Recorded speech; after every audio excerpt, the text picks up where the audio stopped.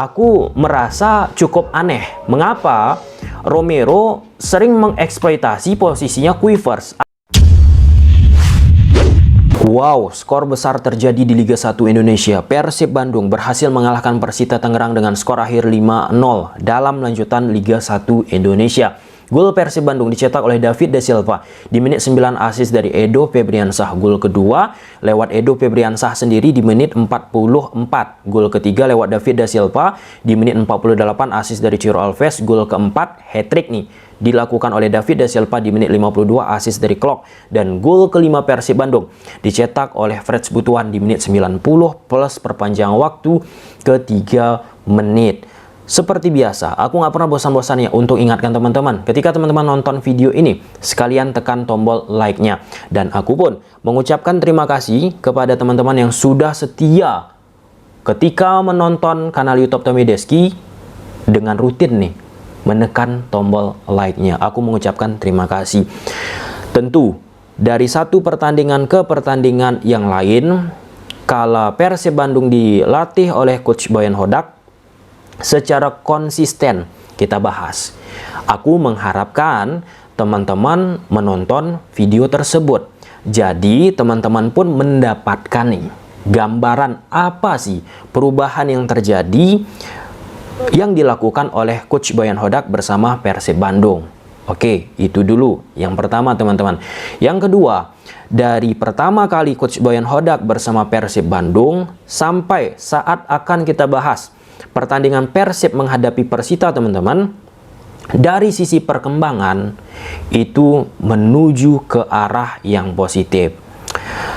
Yang ketiga, ini yang sering aku tegaskan dan teman-teman pun harus memahami, karena banyak banget pendukung Persib Bandung ataupun penikmat sepak bola Indonesia ketika Persib Bandung bertanding men-tag nama aku, Instagram aku lebih tepatnya teman-teman @tommy_deski, ketika ada sebuah akun media sosial yang membahas pertandingan Persib misal menghadapi tim A, B, C, D, E, dan seterusnya. Contoh seperti Persib menghadapi Persita. Itu di Instagram aku teman-teman ada yang tag seperti ini, mengeluarkan statement, wah, Persib ketika sudah unggul kok malah bertahan. Aku yakin itu tidak atas keinginan secara fundamental ya yang diinginkan oleh Coach Boyan Hodak, karena beberapa hari yang lalu Coach Boyan Hodak sudah memention nih tentang Persib Bandung ketika sudah unggul mengalami penurunan. Nah, itu disoroti oleh beliau, sehingga Coach Boyan Hodak sudah tegaskan untuk next ke depannya, contoh seperti Persib sekarang menghadapi Persita dan ke depannya lagi teman-teman, itu yang mau diperbaiki oleh Coach Boyan Hodak. Itu dulu teman-teman yang harus kita pahami. Sadar nih Coach Boyan Hodak pun itu persoalan bagi Persib Bandung. Dan yang keempat, kok Persib Bandung nggak menguasai bola ya bang? Kok Persib Bandung menunggu ya bang? Kok Persib Bandung main counter attack ya bang? Kok Persib Bandung nggak main seperti ala Coach Luis Mia ya bang? Ini banyak banget. Setiap pertandingan Persib Bandung itu ada pertanyaan-pertanyaan di mention ke aku lewat Instagram teman-teman. Ini udah kesekian kalinya sih aku bahas teman-teman. Ya seperti itulah gayanya Coach Boyan Hodak. Ini bukan kala Coach Boyan Hodak melatih Persib Bandung, melatih PSM beberapa tahun yang lalu kita udah ulas taktiknya. Melatih Kuala Lumpur juga sudah kita ulas teman-teman saat PSM di Piala FC pernah akan menghadapi Kuala Lumpur. Kuala Lumpur dilatih oleh Coach Boyan Hodak. Itu udah kita bahas di situ. Jauh sebelum melatih PSM di Liga 1 Indonesia beberapa waktu yang lalu, seperti itulah gaya Coach Boyan Hodak. Nah, lantas di laga Persib menghadapi Persita ini kita lihat ball position Persib hanya 38% berbanding 52%. Persita Tangerang mendominasi. Tapi Persib sangat efektif ketika mendapatkan sebuah peluang. Kenapa aku bisa katakan efektif?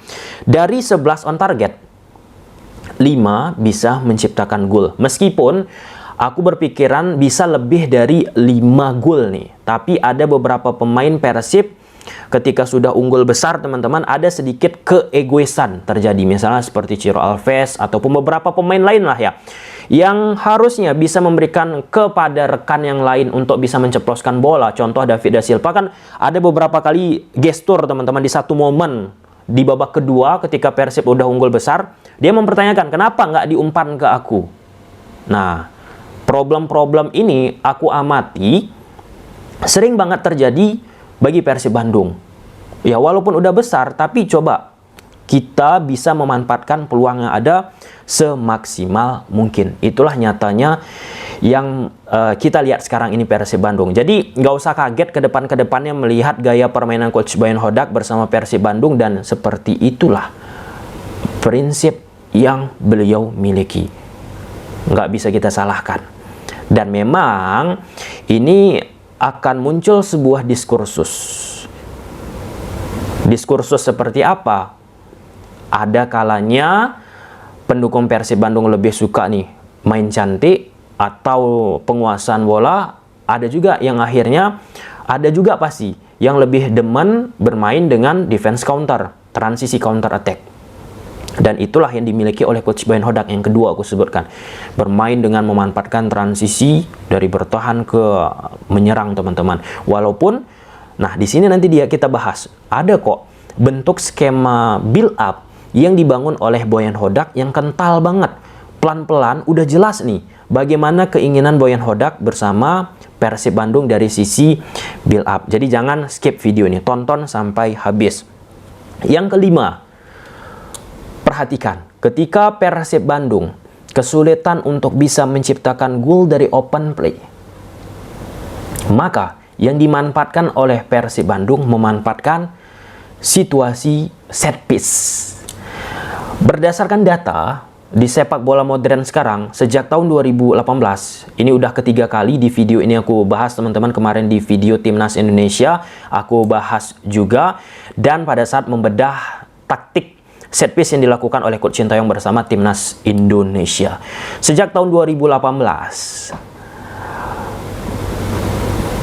sebuah tim tingkat presentase mampu menciptakan gol itu semakin besar lewat situasi set piece. Angkanya berapa Bang Tom? Angkanya 30%. Besar loh itu, 30%. Kalau dikombinasikan dengan transisi, presentase mampu menciptakan sebuah gol 70-80% untuk sepak bola sekarang. Dalam proses bisa membobol gawang lawan. Sisanya 20-30% build up. Nah, kita kembalikan ke Persib Bandung. 2 gol Persib Bandung awalnya teman-teman. Pertama, David da Silva dari set piece ketika sulit Persib menembus lewat permainan open play. Gol kedua lewat Edo Febriansah dari set piece. Penting bagi sebuah tim ketika sulit dari sisi permainan open play untuk bisa menciptakan gol lewat situasi set piece. Kenapa? Ketika tim tersebut bisa menciptakan gol kebuntuan lewat situasi set piece, throw in, whatever apapun lah itu, ataupun transisi teman-teman, itu biasanya akan merubah konstelasi permainan di atas lapangan. Dan itu bisa kita lihat gol ketiga, gol keempat, gol kelima Persib Bandung bukan dari situasi set piece. Walaupun dari sisi defending dimiliki oleh Persita Tangerang di babak kedua tidak lagi compactness, rapat padu padat ketika tanpa bola yang mereka lakukan. Oke, kita masuk dulu menggunakan grafis taktikal. Di atas kertas, Coach Boyan Hodak bersama Persib Bandung menggunakan pola 1-4-2-3-1. 1-4-2-3-1 ini pun bisa bertransformasi menjadi 1-4-3-3. Ketika fase defending bisa berubah menjadi 1-4-4-2. Di belakang ada Teja Pakualam, fullback kanan ada Putu Gede, duo center back Weavers dan Alberto. Ini gokil sih, solid banget mereka di pertandingan ini. Dan ada sisi spesifik yang cukup menarik kalau kita bahas pada fase build up yang dilakukan oleh Persib Bandung. Apa itu? Kerap bola diarahkan, bola mulainya itu bola ditujukan oleh penjaga gawang ataupun pemain belakang Persib Bandung lainnya, cenderung ya, aku nggak katakan semuanya, cenderung akan diberikan ke posisi Nick Weavers.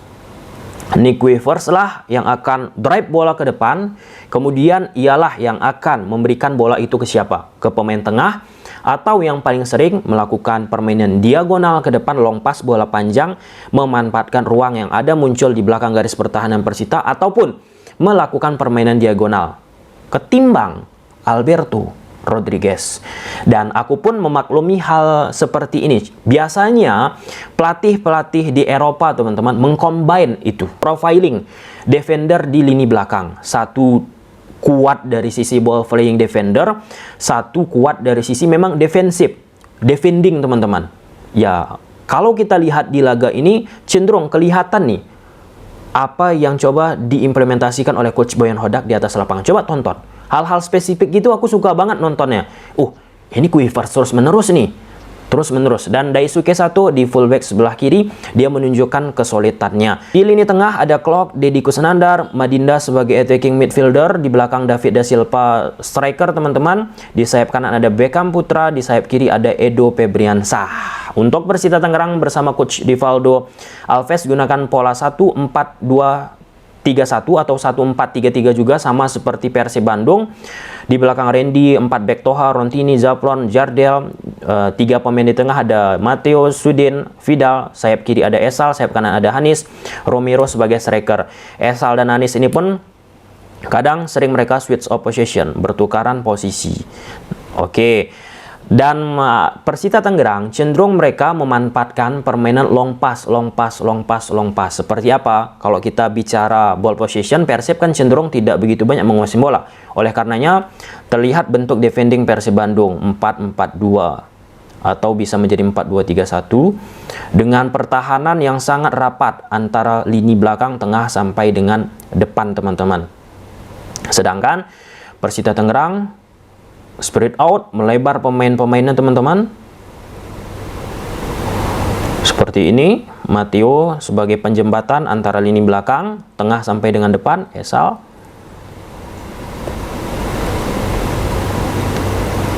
Yap, seperti ini. Nah, Romero, target man yang jelas diincar oleh pemain-pemain Persita Tangerang. Tapi, aku merasa cukup aneh. Mengapa Romero sering mengeksploitasi posisinya Weavers? Arah bola ketika Persita melakukan long ball, mengincar ruang di belakang posisi pemain bertahan Persib Bandung ini, selalu Romero mengincar posisi Weavers. Bukan selalu, cenderung ya.